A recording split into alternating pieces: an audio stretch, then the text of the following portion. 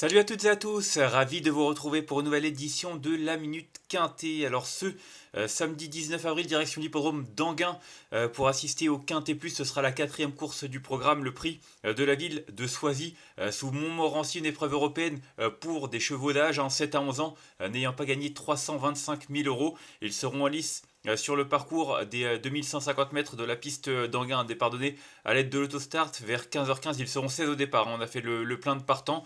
Une épreuve qui est assez intéressante, dans laquelle j'ai vraiment l'impression que les concurrents qui sont en première ligne devraient se tailler la part du lion, à commencer par l'As, Eros Zola, qui a certainement été préparé avec soin pour cet engagement, un pensionnaire de Thierry Duval Destin. C'est vrai qu'on l'avait connu chez Jean-Michel Bazir l'année dernière, et puis après un retour au Danemark, il est revenu chez Thierry Duval Destin. Il a manqué son retour en France, mais derrière il a vraiment été très bon, notamment les deux dernières fois où il s'est imposé tout d'abord au trot monté, puis ensuite au trot attelé dans une épreuve bien composée. D'ailleurs, il battait Harrison Duplessis ou encore Easterman qu'il retrouve dans cette épreuve. Depuis, il n'a pas recouru, c'était il y a 2 mois de cela, donc clairement un cheval qu'on a préservé, avec lequel on a attendu cet engagement très favorable. En plus, il faut noter qu'il a couru qu'une seule fois à Anguin sur ce parcours pour une victoire, donc clairement il a tout pour plaire. Faudra faire attention avec ce numéro 1 qui peut être un petit peu piège, on le sait, mais en tout cas, à mon sens, c'est vraiment une priorité et un concurrent capable de signer une nouvelle victoire. Ensuite, j'ai retenu le numéro 2, j'ai suivi la ligne pour être honnête, avec Harrison Duplessis, le numéro 2 qui est irréprochable, surtout lorsqu'il est déféré des 4 pieds, mis à part une sixième place durant l'hiver, et encore cette sixième place comporte des excuses. Il rendait la distance, le parcours ne s'est pas vraiment déroulé comme il fallait. En tout cas, il a depuis remis les pendules à l'heure. Alors, il n'a pas réussi à s'imposer durant le meeting d'hiver, mais il a pris beaucoup d'accessites. Il a lui aussi été préservé depuis sa deuxième place derrière Eros Zola en février. Donc voilà un cheval qui arrive avec de la fraîcheur. Lui aussi n'a couru qu'une seule fois sur ce parcours pour une troisième place. C'était certes il y a un moment, quasiment 3 ans de cela.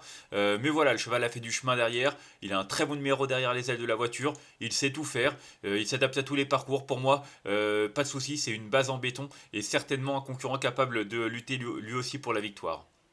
Ensuite, j'ai retenu en troisième position le numéro 3 Esterman. Comme je l'ai dit, j'ai suivi la ligne. Un cheval qui vient régulièrement en région parisienne. On le connaît, il est entraîné dans le centre par Jonathan Cuoc qui fait vraiment du très bon travail avec lui. Il est régulier, il fait toutes ses courses et c'est vrai que lorsqu'il est déféré des 4 pieds, c'est un lion. Lui aussi déçoit rarement dans cette configuration. Et d'ailleurs, ses deux dernières tentatives dans cette configuration se sont soldées par 2 troisièmes places. La dernière, c'était fin mars du côté de Vincennes, derrière Cobra Killer Gare ou encore Toto Barroso, un lot qui tenait la route auparavant. Je l'ai dit, il avait terminé courant février 3ème derrière Eros Zola et Harrison Duplessis. Alors il n'aura pas autant de fraîcheur que ses deux adversaires, mais il aura pour lui d'avoir Alexandra Brivard et d'avoir couru récemment aussi. Ça peut être un avantage d'avoir couru il y a 3 4 semaines comme ça, donc ça ne me dérange pas qu'il n'ait pas autant de fraîcheur. Et c'est un cheval qui est dur à l'effort, qui est capable de prendre la tête. Ça aussi, c'est un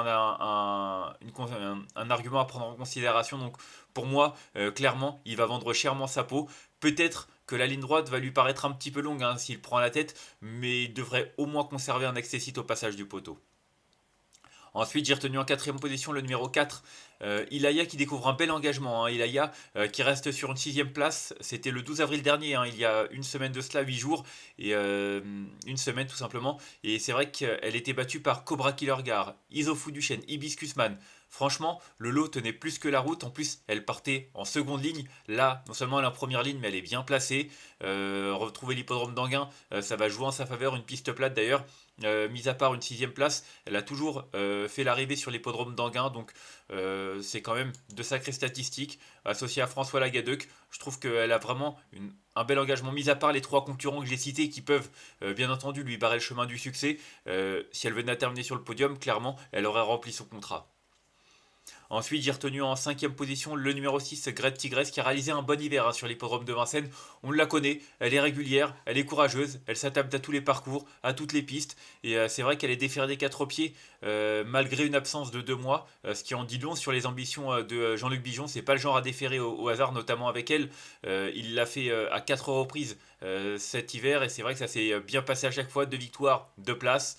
Donc rien à reprocher, on le sait maintenant en plus. C'est vrai que le déferrage est limité, hein. Il y a une nouvelle règle qui était passée il y a quelques semaines de cela avec, je crois, 15 déferrages possibles dans l'année, dans une année civile, sur des pistes en dur. Donc voilà, le fait qu'elle le soit, clairement, c'est un signe que la course a été visée, même si avant le coup, ses cadets semblent un petit peu meilleurs en valeur pure, elle a tout à fait sa place dans les 4-5 premiers.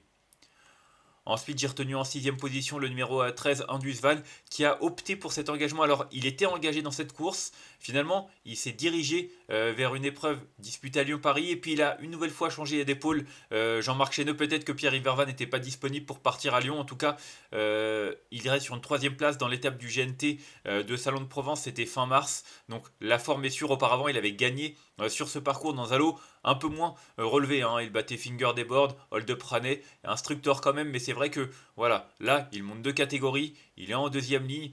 Je pense qu'il est un petit peu barré, hein, même si il reste sur une très bonne tentative et qu'il adore ce parcours.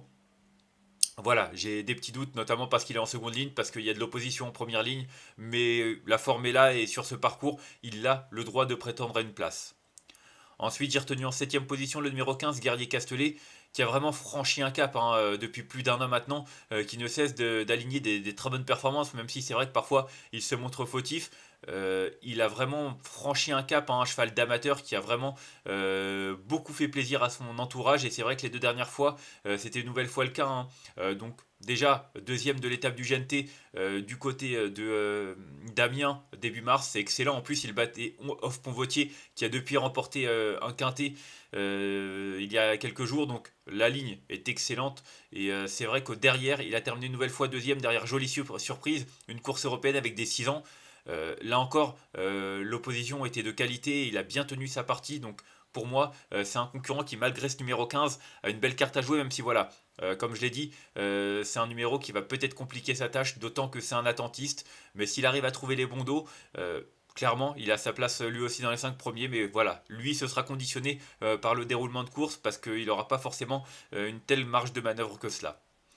Et enfin en huitième position, j'ai retenu le numéro 7, Ginko Tellois, un cheval qui a couru maintenant plusieurs fois, hein, cette année. Il n'a pas forcément montré grand-chose, mais c'était pas si mal que cela les dernières fois. Et c'est vrai qu'il adore la piste d'Anguin, ça aussi il faut le prendre en considération.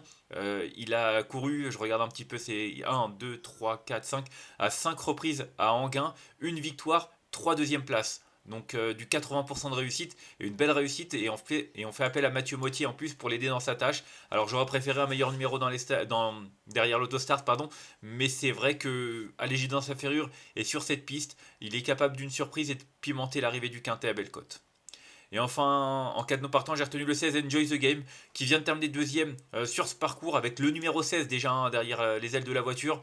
Il n'a pas été gâté, il a une nouvelle fois le numéro 16, c'est pas une mince affaire. François Lagadec a fait le choix d'Ilaya assez logiquement. Maintenant, Paul Ploquin a déjà eu l'occasion, je crois, de le mener. Ça s'est pas forcément ultra bien passé, mais le cheval est en forme sur un parcours qu'il apprécie. Voilà, ça va être une question de parcours avec ce numéro 16. La dernière fois, ça s'est plutôt bien passé. Là, il faudra que ça se passe encore comme dans un rêve parce qu'il y a vraiment une opposition un peu plus relevée à mon sens. Donc voilà, ce sera juste un regret de ma part. Mais s'il fait sa course, il peut accrocher un lot. On va faire un petit récapitulatif de ma sélection à classe que j'ai retenu devant le 2, le 3, le 4, le 6, le 13, le 15 et le numéro 7. Et en cas de non partant, le 16. Bah écoutez, c'est assez fluide, hein, 1, 2, 3. Pas grand chose à inventer.